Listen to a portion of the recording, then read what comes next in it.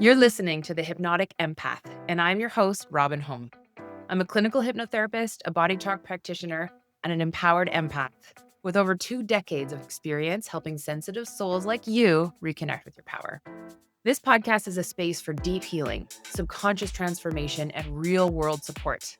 We'll do some guided hypnotherapy sessions, we'll talk to some incredible guests, and we'll help you learn to release what isn't yours, to protect your energy, and to finally feel safe being you.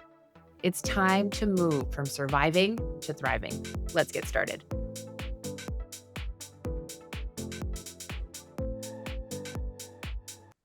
Hello and welcome to the Hypnotic Empath. I am your host, Robyn Holm, and I am so excited to introduce to you my best friend of 20 years, one of the most beautiful people I've ever met in my life.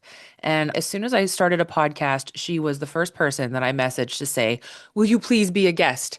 And now here we are, 27 episodes in, and it's time. So I'm so thrilled and to welcome here Pam Dhillon.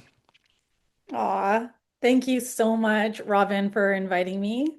I feel so honored to start the year with you and be a guest here. I'm so pumped.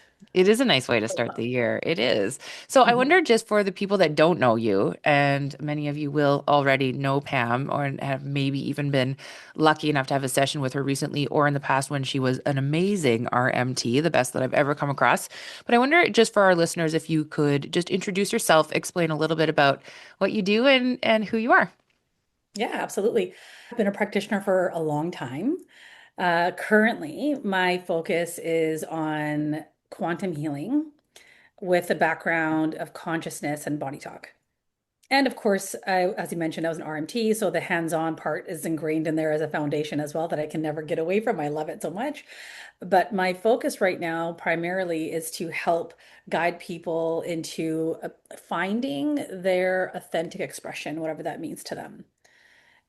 What I'm noticing in the world is that people are starting to kind of come out of the woodwork and wanting to find that they're unique. They're understanding that they have some deeper purpose, that they want to discover it. And it takes sometimes a lot of work to uncover all of that because we can get deeply conditioned and with our, own stories and lifestyles and woundings that it can be hard to uncover the layers to find that authentic self. And I find a lot of passion through my work to help people uncover that, which comes through looking deep in their consciousness, what is blocking them from becoming that version of themselves.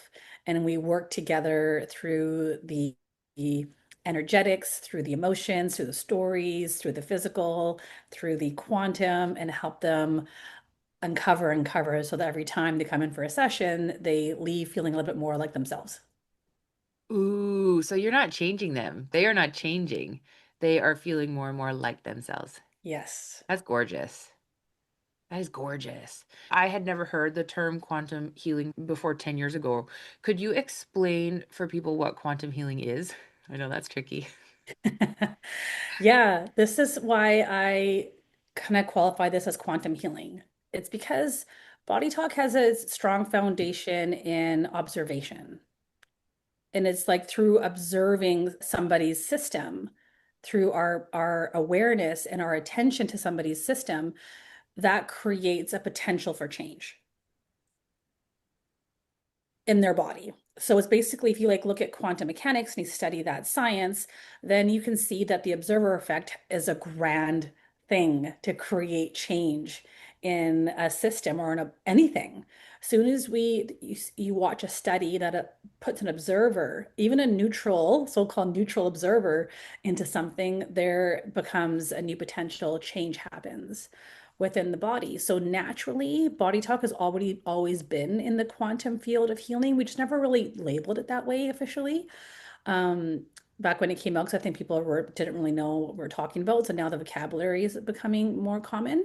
And so the observer effect is a huge aspect, but also in the fact that um, this medicine of what I do with body talk and quantum healing, it doesn't really stay in this realm necessarily. So it has the ability to travel through the quantum layers of our cosmos and the universe, to travel through different stories of space-time. It could be like a story that we might call your past life. It could be something that is ancestral, so a lineage of centuries ago that's carrying a story in your body today that's creating a block from your authentic self. And so when we navigate the energy through almost like wormholes of time to create potential in the here and now, we lose time and space. And when we lose time and space, we're out of the third dimension.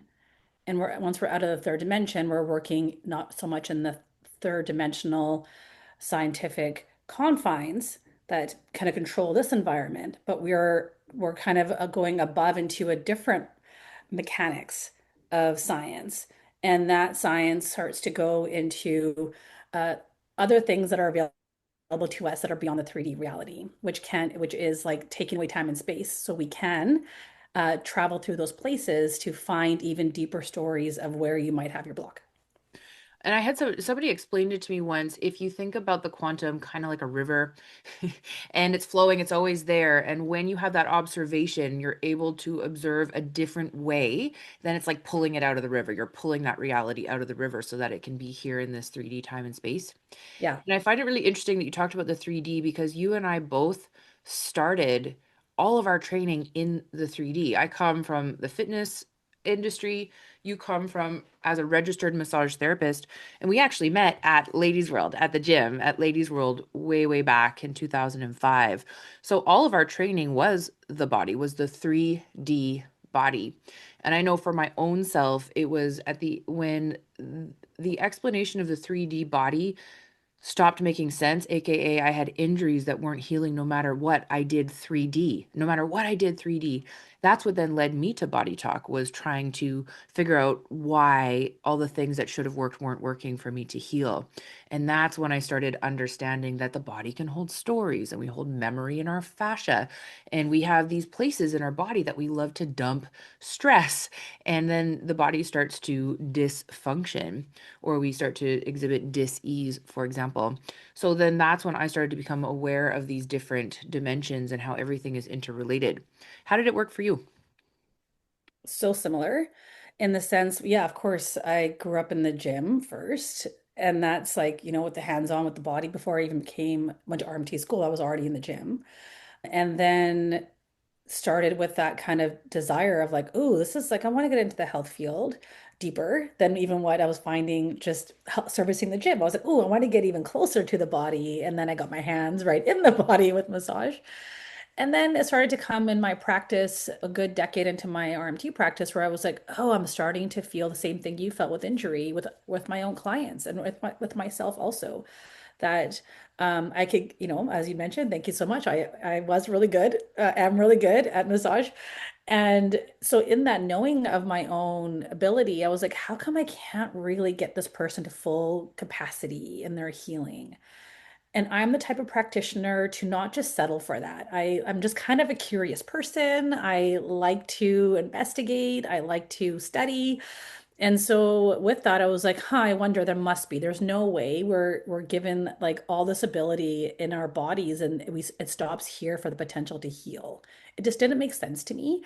And so I was quietly searching for more modalities that might support that theory that we can go deeper and dabble in a couple of things. And they all still felt like they had a limitation, the things that I kind of tried. And then you introduced me to body talk. Thank you so much. You're so welcome. And mhm. And it was for my own emotional healing. But when I went as a client, I started to notice that, whoa, this modality is going way deeper than even what I had asked for. Like the pain that I came with, the agenda that I had, it was going deeper than that. So I was like, this doesn't have a limit. It's taking what I'm my pain point, helping me unravel that, but unraveling so much more. And that's when I got like deeply curious. I was like, what is this that it's not just like, if somebody came in for a massage and their shoulder was sore, I massage their shoulder or the associated muscles around it. This was like doing everything. It was managing my mind, my emotions, my physical body. It was going so many different places that I got so curious about that for myself. start to see the potential. And then, I think about just under a year of being a client, then I jumped into the training. And then slowly over many years, uh, uh, transitioned fully into this practice solely and actually dropped my registration for massage therapy a couple of years ago. That and I remember that time in your life and what a massive thing that was to let go of this incredibly secure trade that you had, and you were booked out 3, 4 months in advance, completely booked, 5 days a week. You'd see 10 clients in a day for years on end. And then when you decided to hang up your license and transition fully into body talk at the time, I know now you call it quantum healing. How did you know that it was time to do that? I have, luckily in my system, as I uncovered myself over this work, I've discovered that I have a lot of foresight.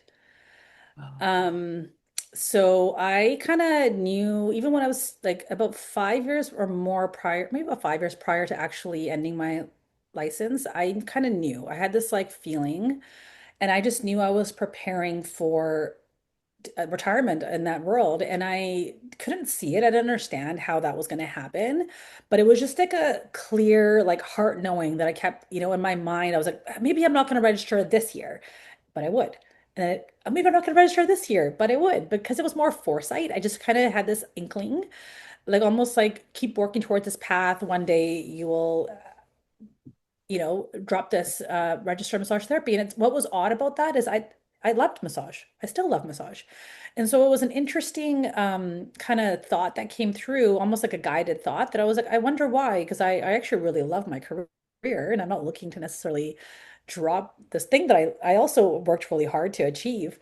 But I just kind of was curious again, and I think that curiosity of like this voice propelled me even further into knowing that somehow my destiny was to go deeper onto this like consciousness-based healing. So it kind of gave me the motivation to continue my practice, to take more classes, to, deeply encourage that path more, because there was an indication that it was lit up in my mind. It was something of some sort of like fork in the road, and I was supposed to take this path versus the one I was on. And then when I finally did, hear the louder message. It was about 2.5 years ago, and I was actually giving a massage. I was working on somebody's neck and just, in the moment with it. But I heard this booming voice in my head. I don't know if it was came from my own inner self or a spirit guide, my own intuition, wherever it came from, it doesn't matter. It was so clear and so true. And all it said simply was, you're not registering this year, re-registering or renewing. Sorry, you're not renewing this year. And I just kind of froze in my seat, and I just heard it so loud, and I knew it was not like, it was the message going, it's time. You've been preparing for this slowly over a couple of years at that point, and you've done the work to make sure that you can manage it and it'll be okay. And I just, even though I was so terrified in my physical, in my human mind, I trust that voice quite deeply with like everything. And I just dove both feet into that next thing. And again, the reason why, not because I don't like massage therapy, I still love it, but it was, I think, to again deepen this journey of mine of learning my authenticity and not picking something that's actually like a career that was just safe for me. And it still is a really safe career, and it is still safer than the career that I'm in now. And for what the ability of my like depth that I was having with like, long-term client base and all the things that I had built, very, very secure. But if I hid behind that security, I wouldn't have been authentic, because my deeper purpose ended up being, what is the body's highest potential? Where can we reach in our own system with the technology of a human body, with our mind, with our heart, our soul? And that discovery of self for myself and for others wouldn't have been accomplished if I gave all my energy to a career that was stable, but not allowing me to discover these answers. Mm. How did you build up your ability to listen to your intuition? Yeah. Well, luckily, I started this like training with body work when I was really young.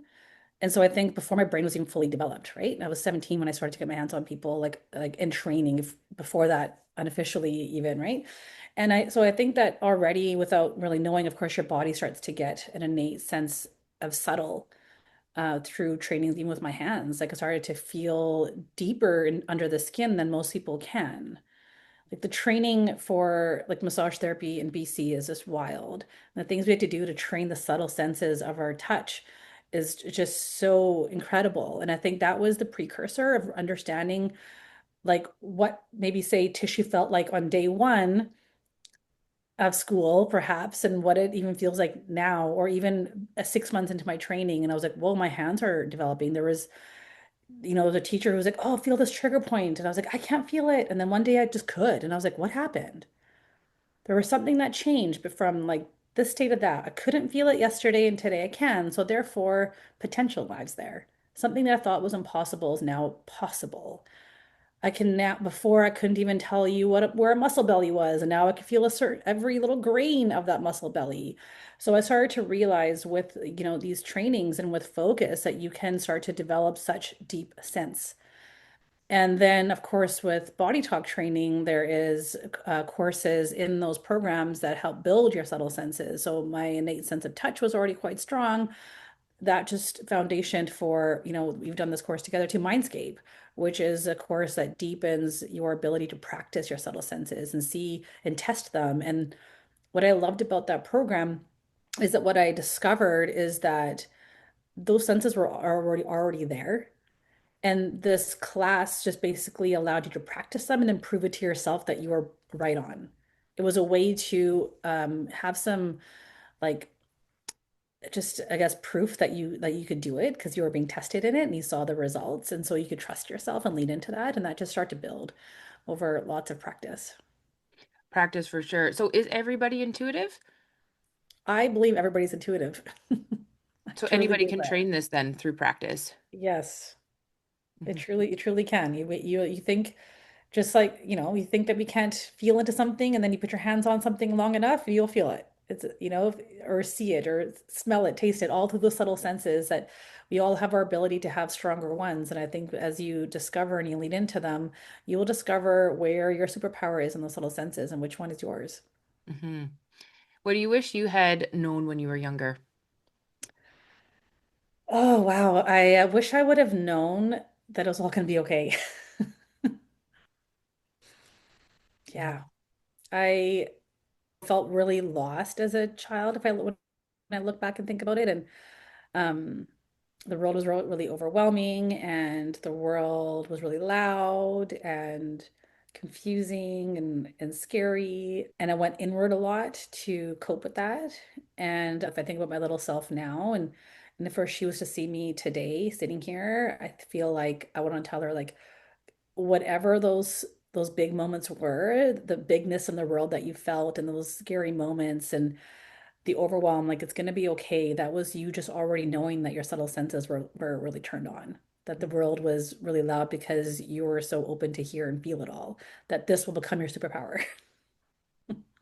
What kind of training do you wish you had had as a little kid? I think more training in like discipline arts. Mm. I think because the world was quite loud, I wanted to do something that maybe quieted my mind. Mm. So I did martial arts for a little while and I actually really loved it.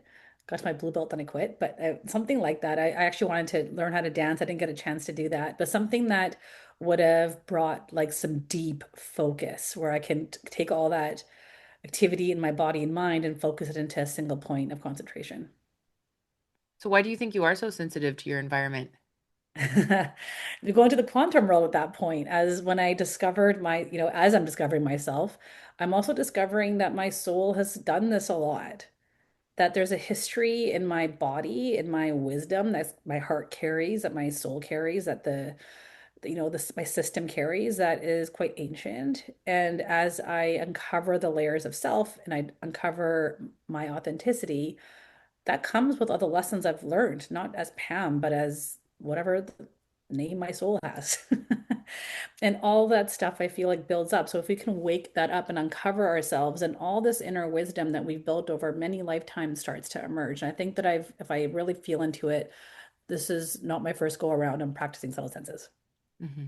And so then I don't think that, again, I think everybody has that capability to be able to remember what we've done in the past and also not compare depending on where you are on your soul's journey. I just think that I've done it a bunch of times. And I'm here to remember all the things that I've done before and not necessarily have to like relearn them, but remember them. And so if I focus on remembering, then the ability can come on a bit stronger and faster. Do you identify as an empath?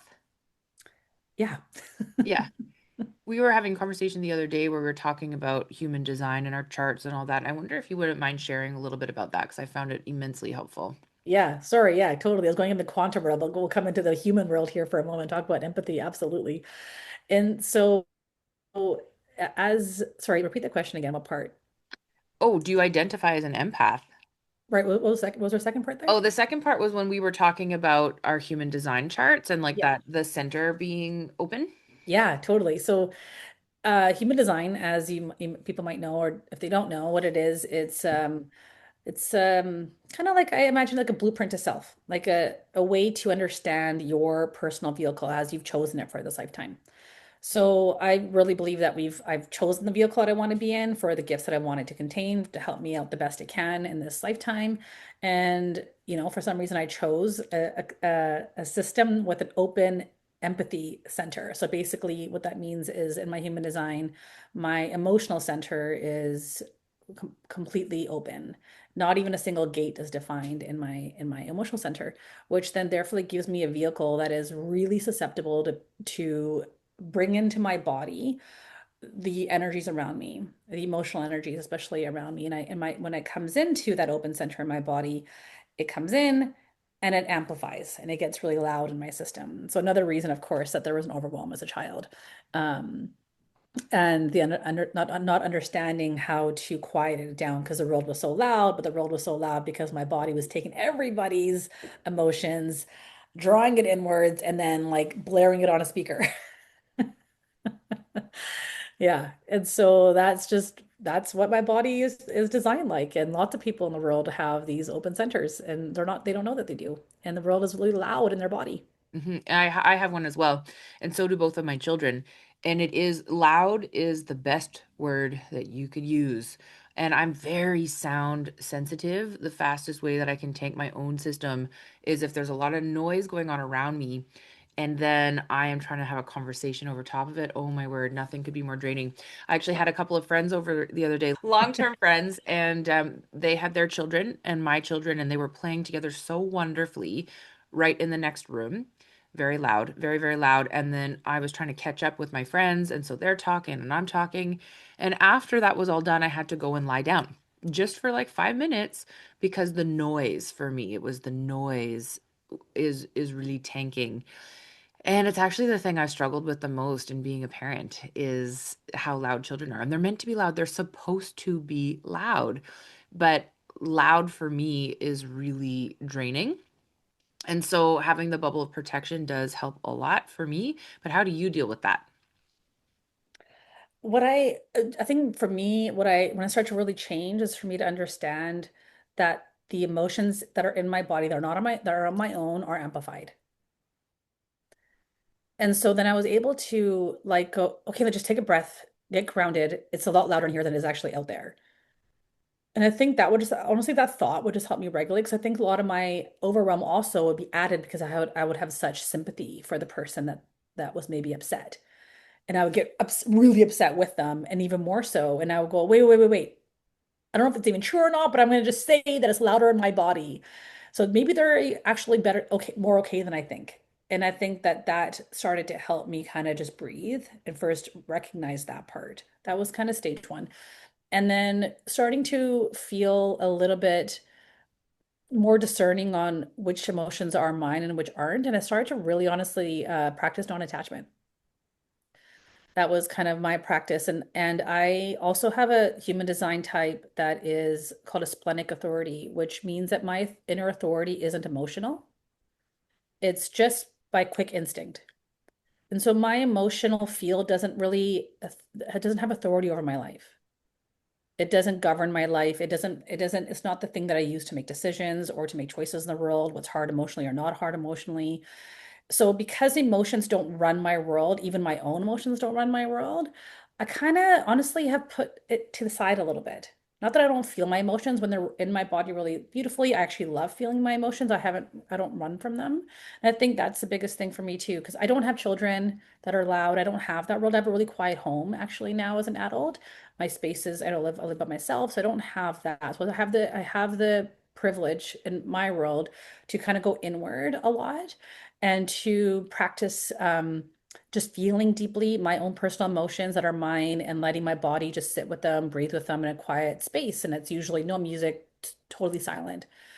And and from that place, I start to understand that I also don't like have learned over time to not judge my emotions because I think I've had enough dark nights of the soul, enough down times that when I there was like a breaking point in one of them one time where I started to realize that every time I went through a darkness of emotion, on the other side, I actually felt like I had more awareness and something grew inside my consciousness and through my own inner strength. And so then I started to become more curious about like emotions that were overwhelming and start to go, why are they? Is it because my relationship with this emotion isn't really healthy? I'm scared of it. And so then instead of being fearful of this emotion, why can't I just sit in the uncomfortability of it and breathe into it and allow myself to do that? And so then when I've built a better relationship with emotions, even the ones that are uncomfortable, they're no longer as loud because I'm no longer battling them and thinking that that they shouldn't be around. They have quieted down so much because I'm actually friends with all the emotions, even if they're hard. Yeah, and in our body talk training, we talk about how all emotions are just emotions. They're not good or bad. There's no even anger, which people often think is a bad emotion. Anger is there to create movement and it's there to show you when your boundaries have been crossed. Anger is not bad. So that helped a lot too, I think, just understanding how to embrace the emotions and even with the sadness and the grief and letting them move through you. And they're not a bad thing. And I know that growing up in the generation that we did, emotions were not allowed. And it wasn't allowed for our parents either. And in this generation now with our kids, even just being able to label the emotion. The other day, my daughter kicked me or something. I was like, why did you do that? And she's like, I'm really mad. I was like, oh, well, that's good that you know that, but you're not allowed to kick me. Like kicking people is not okay. The fact that you know you're mad is great, and I'm really happy about that. And then, she blows through it and it's done. But they really can exhibit big emotion. It's funny too, because both of them do have that open emotional center as well, but they express it really differently because my son, he's really quick to cry and have tears, and my daughter's very quick to anger, and she'll hit and kick and slam stuff and yell since she was a little teeny toddler, and he'll just break down into tears. I do find for myself that the easiest emotion for me to access is anger. So I do wonder if she's just mirroring that back from me, even if I'm not angry in that moment. I'm curious about that. But it's interesting to think about, and then how to kind of all coexist together can be really interesting. So, with your practice now, are you still working Monday to Friday, 12-hour days? No. Yeah. It took a long time to train myself to not to work that hard. Again, a human design and a projector, I'm not supposed to be working that hard, but I'm supposed to be having a lot of pockets of rest. So I went down to 4 days a week for a long time. That was a big move. And then after a couple of years of that, I went down to 3 days a week, which was a big move, but I extended my days a little bit. So currently I'm probably doing about 3 to 3.5 days of clinic days, but still longer days. But they fulfill me. I feel like I get a good rest over the weekend and good repair time. And now my yeah, it's a job that really fills me up too. Yeah, exactly. Yeah. So, for the other empathic people out there that might be listening, what advice do you have for them? Yeah. So if you are doing this type of work or even just at home, like take pauses. Take pauses where you can, because if you're in that empath energy and you're really saturated with a lot of emotion that's around you and you're in a bit of like whoa, I'm just holding a lot of stuff that's not mine, so I can't really feel myself right now. If it's possible or when it's possible, even take like 20 minutes to go into a room away from other people's auras, go for a walk. Like it's like a purge where it takes about 20 minutes for an aura to kind of like purge other off of your system. And so when there's a 20-minute window that you can take for yourself, like take it, seize it, and go and reset yourself and just breathe and go, okay. And all you're really doing is like recognizing that you're going to breathe out what's not yours. So you can come and feel your body again, even putting hands on your body, feeling yourself. Anywhere you might feel a bit scattered. I like to kind of even tap out my cortices, which is a balance for the brain, that we can put a link to if you want. That'd be great. And and just re-regulate myself. Breath is a really good one. Sometimes if you can't even leave the house, you can go into the bathroom, close the door, and honestly take 10 deep, long breaths. Knowing that your breath, when it goes from like the whole range of your breath from top to bottom, it actually scans all your frequencies. It scans your energy body, it scans your emotional body. It does it so brilliantly and innately. Do not underestimate what a good long breath can do and what it can release. And not shallow and not just deep, like the full thing, like from, top of the chest, right down, breathing into your pelvis even, and then exhale, especially fully, fully, fully out. And that exhale is going to release it all. And you do that until you start to feel a bit more regulated. And like not to underestimate the power of your own breath on how much it will release for you innately, like a little magic wand in your body. So that can be easily done even if you just close the door of the bathroom, and do that for a minute. That's gonna really help.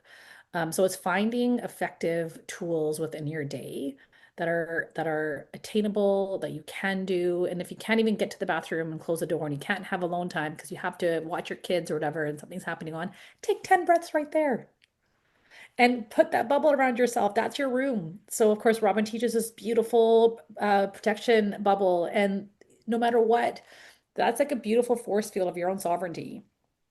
And so to imagine this bubble around you, that you don't necessarily have to escape to your environment to find a safe space that is sovereignly yours, that nobody else gets to, gives you a break in it. You're like, okay, I'm just gonna close my eyes.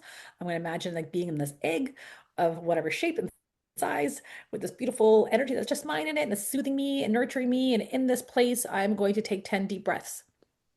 And I'm right here in the moment. I'm in the car driving, or I'm in the lineup, or I'm whatever. This is all happening through your consciousness. And as we have learned, consciousness creates our entire reality. It controls our entire body. So if my mind is creating a bubble around me that is really, really safe, and I'm in my consciousness, my mind, I am knowing that I'm regulating my emotions and other people's emotions out of my body through my breath, through my exhale, breathing in peace through my inhale. It happens Mhm. because you said so. Yeah, focus and intent, right? Yeah.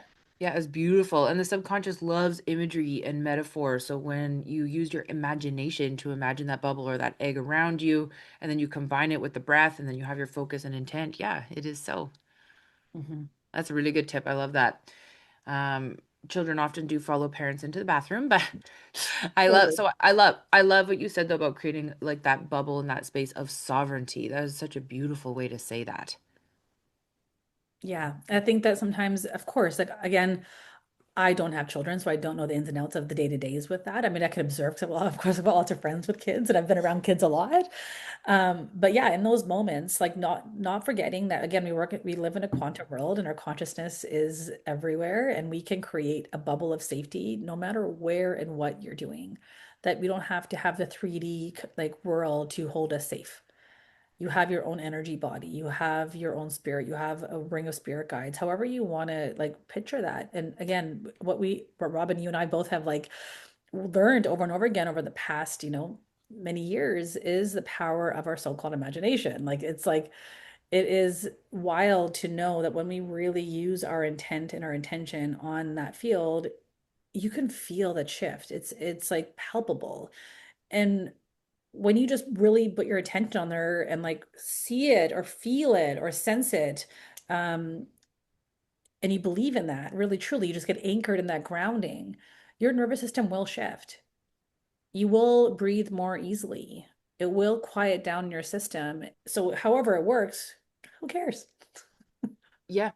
Yeah, well, and I work with athletes a lot as well, and I had one competitive athlete, she was preparing for like the Olympic team basically. And so in hypnosis, we would future pace her and put her on the podium and on first. We're not taking second, we're not taking third, first. And when she did succeed in 3D, I asked her, how did it feel to be on the podium? And she said, I had been there so many times in my imagination that it felt normal. It felt normal. She had already shifted her energy to be on the podium. So it's a really interesting thing when we can practice that, and the way that we can get to that belief is through practice. I Through totally, continually choose. yeah, I totally agree. Yeah. Mhm. It's coming into our own potential and our own like authentic self. I think we all have this ability to create, to truly tap into like the field of all potential and to pull energy from there. And if you want to create a bubble around you, create a bubble around you. If you want to create being first on the podium, create that. That when we can really find that center within ourselves and the access point, into the quantum field of all potential, then we go, whoa, I really have a lot more control than I thought I did. So how does that play into somebody's feelings around their own authenticity? Ultimately, if I'm going to chase authenticity, like in my viewpoint, what will the end point will be a point where you realize that source lives in you. Source lives in you. So Mhm. whoever, whatever you want to call the source, universe, God, the creator, whatever, that authentically, if we take that journey all the way to the end, you're going to circle right back to oneness. You're going to circle right back to go, oh, I'm right at the beginning, right where the place where source created it all. So therefore I am that. My authenticity brings me back full circle. And if I can even just conceptualize that I am that, then we can really start to hone the drop of consciousness that you are, like as in the drop of source that you are in this physical form vehicle that you've chosen. Now, if I am that powerful source energy that we all started from in oneness, and I'm animating this physical form, but that's my authenticity, is the creator. We all are. Then what can I use this body to create in this 3D reality that we've chosen to live in? And then therefore I have like I'm in this miraculous form, in this miraculous reality that I can touch, feel, and taste and all the things because we're here and we've chosen to be here. We've created this. And in this place, when you can really tune into that authenticity that we have such a beautiful role of creation, then we can actually step further into, whoa, this life can be anything I really want it to be. It can be abundant, it can be peaceful, it can be loving. It can, of course, have its challenges because we like that. We enjoy the big emotions that this body actually, carries because the human life is an adventure. And so I feel like once we can realize that type of potential in our body, that we're not the world isn't happening to us. And I think that's authentic for every person on this planet, that the world actually isn't happening to you. Once we start to realize that ultimate truth of who you truly are, then the world happens for you, and we can help create that with our consciousness. And what would be the first step for somebody just getting started? Well, self-love, Oh, honestly, is to actually go inward. And we're in this deep society to go outward all the time, to look outward for safety, to look outward for help. That's great too, because interconnectedness in this world is really important. We need people, we need others, we need all that. But ultimately, I think that the scale has gone to the point where we feel like we need outside stuff more than we need inside stuff. And when you go inward and you find yourself there, and you start with like loving yourself and even using, positive words towards yourself and changing the way you think and talk to yourself, that starts to allow like a pathway inward. And when you go just open that door inward and you start that pathway inward, you're like, whoa, this place inside my body is so vast. And actually, the universe lives right in my body. And here, then I can find the gateways into my authenticity or into starts with maybe stories adventures of past lives that you've already lived, things that you've already witnessed, that your insides already hold. And there is a wealth of wisdom that you carry within that. And it's a beautiful, curious journey and a grand adventure. The biggest adventure I've ever had thus far in this lifetime, I know, is the one that's inside my body. Starts with self-love, the love to go inside, It's beautiful. the desire to see yourself. Ooh. The desire to see yourself. That's scary for some people, isn't it? Yeah. How can we begin to work through that fear? I feel like, again, coming back to the emotional realm is like not being afraid of the big emotions. Because I think that the fear of going inward is the fear of seeing your own shadow. Okay. The fear of seeing the places that are wounded, the places that you might have to confront of yourself that maybe you didn't like, or maybe you did something you would have wanted to change, or that type of idea. We kind of run from our own self in the places that we, um, yeah, maybe are just a little bit afraid of going back again because they are painful. But when we start to deepen our relationship with the shadow world and emotions that are hard, and we understand that those experiences that we've had in the past that we might not be so willing to go back and look at when we go inward, um, that ultimately, if we can really trust that so many, and myself as well, so many people have gone into that shadow, and in that shadow, you will find a golden nugget. You will find some sort of alchemy and golden aha moment in that shadow, that even though it's really tough, there is a prize at the end. It's not for nothing. It's not just like go inward, look at all your shadows and your pain, and there's like no fruition from that. Like what I've noticed time and time again is as I go into those shadows of my own body, as uncomfortable as it is, and I just breathe into them and I just witness them as the observer of self, and I let them just roam in my body, let the consciousness roam with it, the thoughts, the tightness in my body, the feeling, whatever I'm noticing, it naturally goes through an inner journey. It shifts, the emotions will start to change. It'll move from one to the other to another, one thought to another. And then just through just stillness and observation of the uncomfortability, all of a sudden I just breathe and I'm in neutrality. And I'm like, I don't know what I did other than just watch it and be with it. Let my nervous system be with it and not run from it. And then I feel lighter. And I feel like somewhere along that journey, I feel like a layer of some sort of pain or wounding has come off my body. And then therefore there is another layer. I'm like, oh, I feel more like me all of a sudden.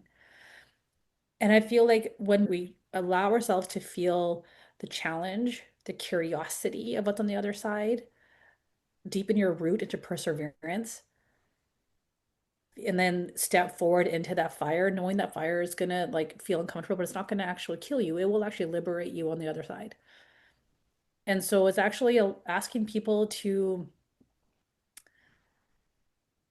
be brave, like learning to challenge ourselves a little bit more, stretching our nervous systems. That there is a point where sometimes the world is it's over. There's a lot happening in the world. It's getting faster and faster because we have a nervous system that was built in a world that was a lot quieter. And so to manage in the world that we're in, and that is even coming more with technology and all the things, we have to learn how to be adaptable in that and grow in that. And that actually means learning to stretch your nervous system. Just like going to the gym, you pick up weights.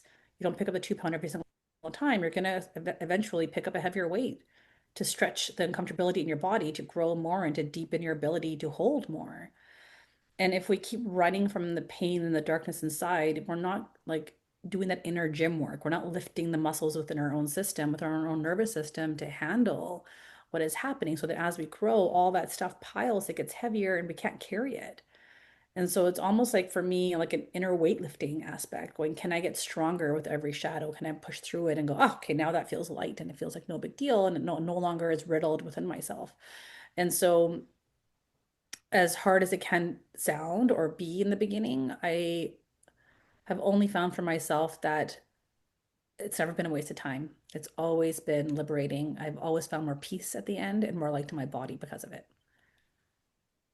How will people, if they're just starting out, how will they recognize when they're noticing a shadow? So I'm thinking about some practical tips here. I'm a physical, so I would need practical tips. I didn't know how to do any of this without the practicality of it. So I'm just thinking, like, let's say, they're in a shadow. Maybe I'm going to use an argument. So my husband and I had an argument yesterday, last night when he came home from work, and I had some uncomfortable feelings come up. And then I just said to him, I need a moment to process why I'm upset.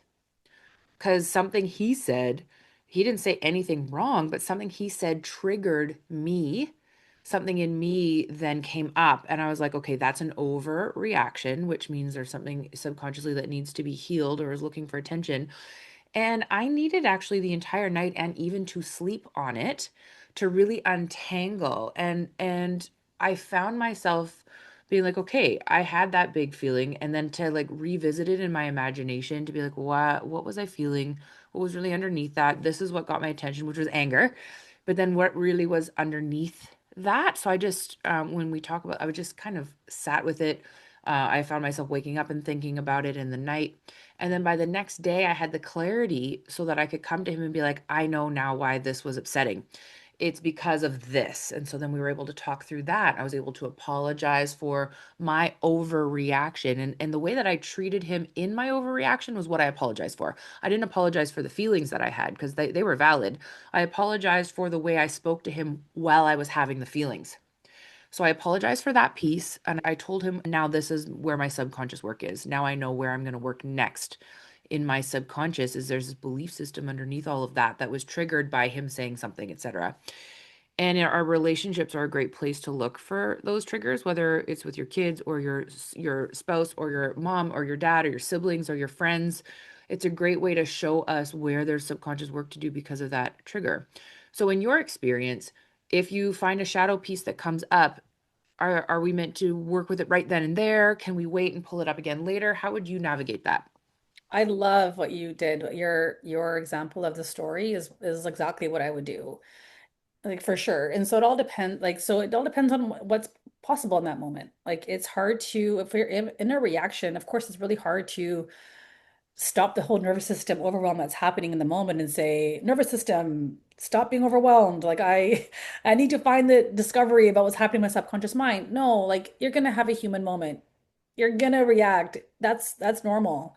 And so what I have learned in, my friendships and relationships and things is that, you know, I'm in like safe relationships where if I'm in a reaction or an overreaction, I know that I might have that reaction, and then I know myself to move out of that scenario afterwards and go, holy smokes, do exactly what you did and go, what was that about? Because I know that was an overreaction. There has to be a seed of pain in here somewhere that has never been uncovered yet. It's like a chink in my armor that's needing that this person so beautifully, thank you so much, highlighted for me.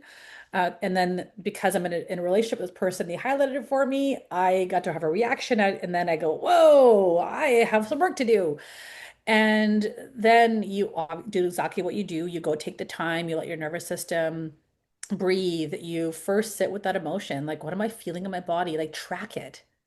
Like, track the sensations. We might not, I've got some clients who have a hard time naming an emotion. Don't need to name it. Just track the sensation. I feel tight here.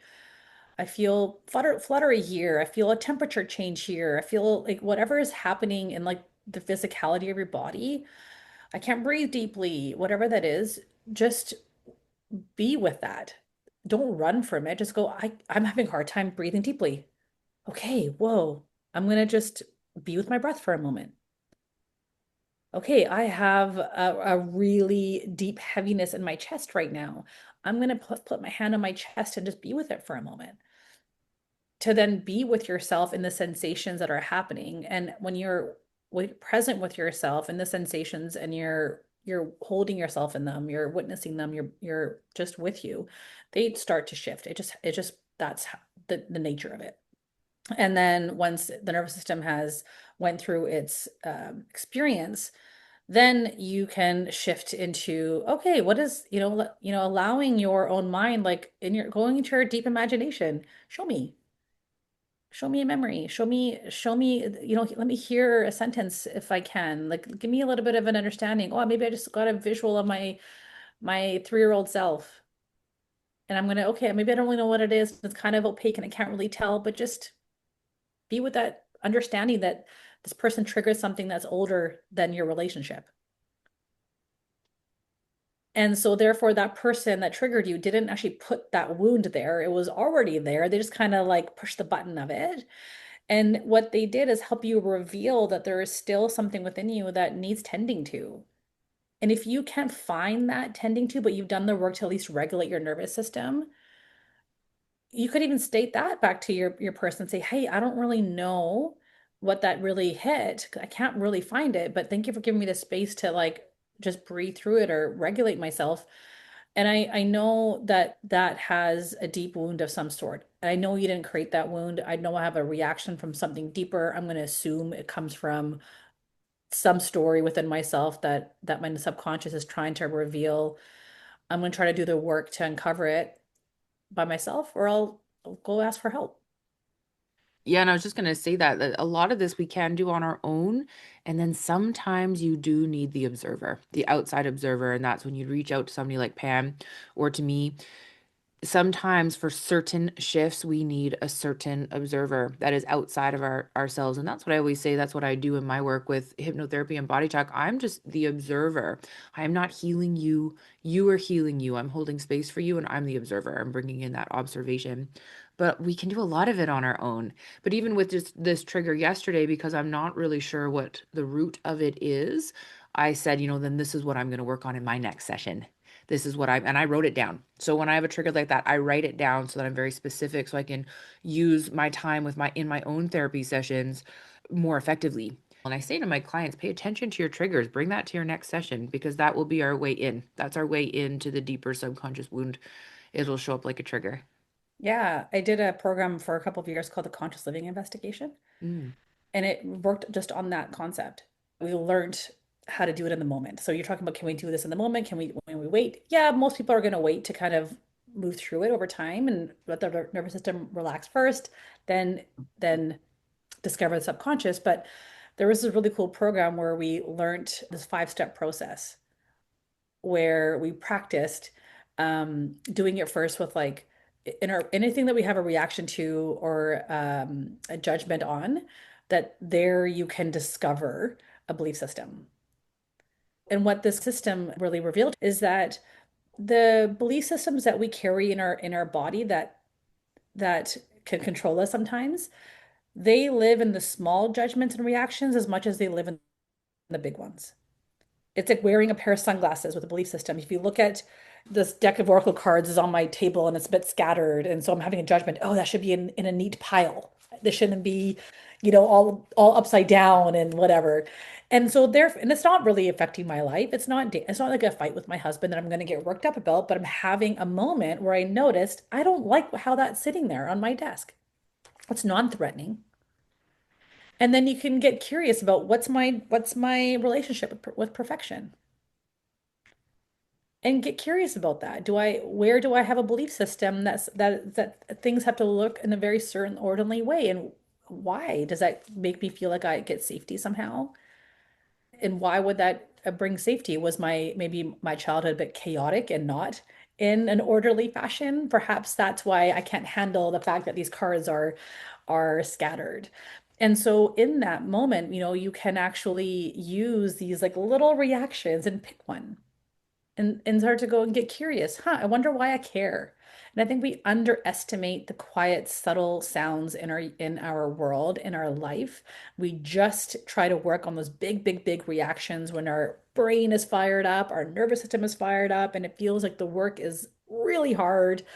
But there is beautiful, subtle ways that your wounding is talking to you. And we can do the work in a way that we stay regulated in it the whole time. So We just, cool. yeah, pick the clues. Hmm. Hmm. Cool. Yeah, and then that all comes down to observation again. Yeah. Yeah. So how can people work with you? Yeah. I love working with people one-on-one and in group. I do both. I do in person as well as online, depending on what you prefer. Maybe you don't live in the area or you just like being in your own bed and comfort zone when you receive a session. Doesn't matter to me. But you just go onto my website, pamdillon.com, and you just see my offerings there. You book online just through my system and you either pick what you want. You pick come in for a one-on-one session. Or if you want to start with my collective calls, I do them once a month and we go into group healing with that just online, just to even kind of dip your toes in and see what's going on. And also every couple of months, I will even do like an in-person gathering that I host as well. And we'll do some really cool collective group work there too. So all depends on where you're kind of feeling your curiosity, where you're feeling your pull.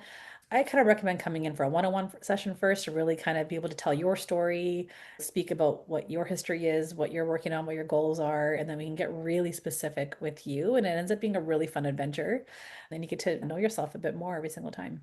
Definitely. I can definitely agree with that. So, for those of our listeners that don't know, where are you located? In Vernon, BC, I work out of my home on Okanagan Lake, which is great. So if you come for a session here in person, the lake invites you. It's grounding. You can spend some time even putting your feet in the water if you want, or on the grass, and just feel nature holding you as well. So that's a beautiful place. I love my actual office for work. So that's where I am locally if you want to come in person. And I do my group work here as well.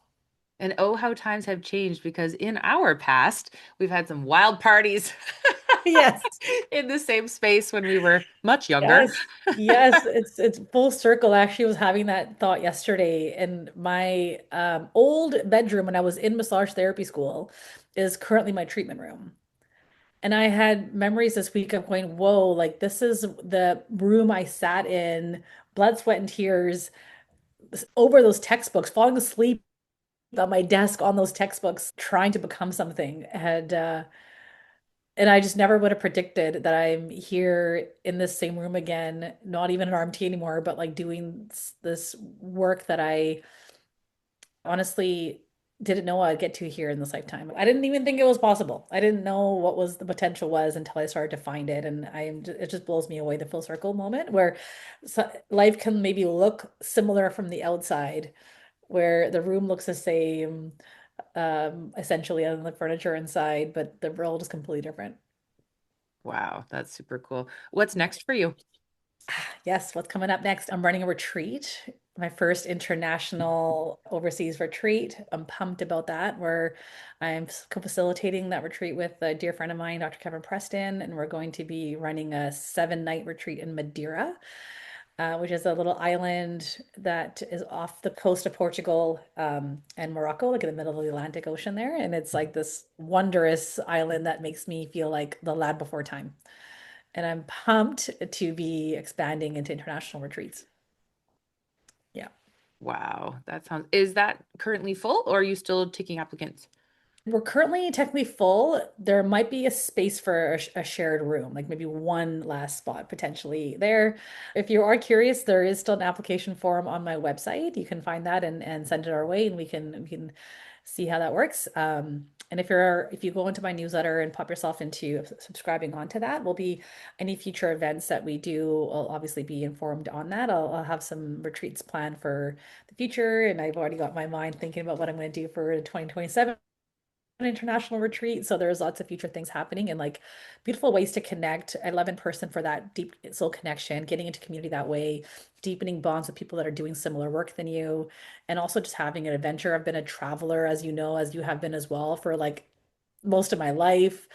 So it feels really fun right now to combine all that I do for work with my love of adventure and travel and my expertise there and kind of weave it. I'm like, wow, I don't know why I never thought about weaving this together before. I've been doing both for equally as long. Um, so it all feels like it's all kind of braiding together. So I'm excited to see what the future brings in that sense. And of course, my clinical practice will always remain my foundation. I love being here in clinic as a regular part, and have more events to come. I Mhm. think that speaks to timing because you've always had all these pieces, but it's really you becoming more your authentic self with each passing day. And part of that is honoring all your past. And I mean, you have so much experience in the health and wellness field. Like you have been in the health and wellness field since you were 17. No, when did you start working at the gym? Well, technically 14. 14. 14. Yeah. That's a Yeah, long time. it's a really long time.